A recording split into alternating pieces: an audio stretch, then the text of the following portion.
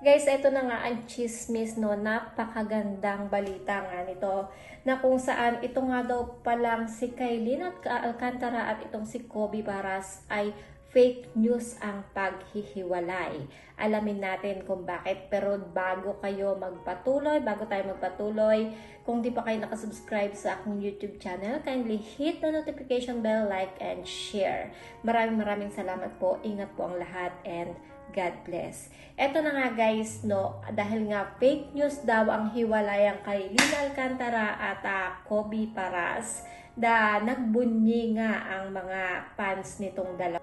Base nga guys sa naging update nitong si Ogie Diaz sa kanyang YouTube channel, ito'y matapos nga na ang rumor na hiwalayan ng dalawa dahil nga sa mga deleted photos nila na magkasama sa kanilang SOCMED. Pero marami rin na nagsasabi na baka nga daw nagkatampuhan lang ang dalawa dahil nakapalo pa rin naman daw sila sa isa't isa.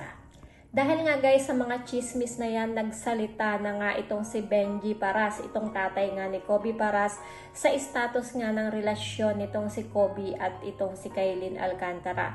Sinabi nga niya guys na sila pa nga rin daw, pinabulaanan nga niya yung kumakalat na balita na hiwalay na nga itong dalawa.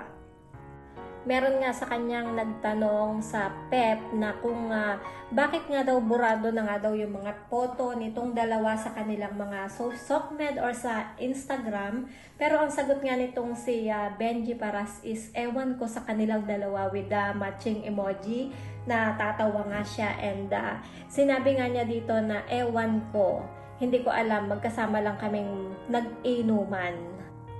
Ayon nga sa Pep PH, ganito rin daw yung naging tugon nga ng kampo nga ni Kailin Alcantara, kaya nalilito rin daw sila or nagtataka sila kung bakit may lumalabas nga na hiwalay na itong dalawa. So that's it guys, magbunyi ang mga fans ng Kobe at Kailin dahil fake news ang hiwalayan nitong dalawa. Let's just wish them the best nga na sana mapatunayan nga nila na ang kanilang relasyon ay magpapatuloy na swak talaga sa isa't isa. So that's it guys. Maraming salamat sa panunood. Mag-like kayo and share para lagi kayong updated sa aking ilalabas na video.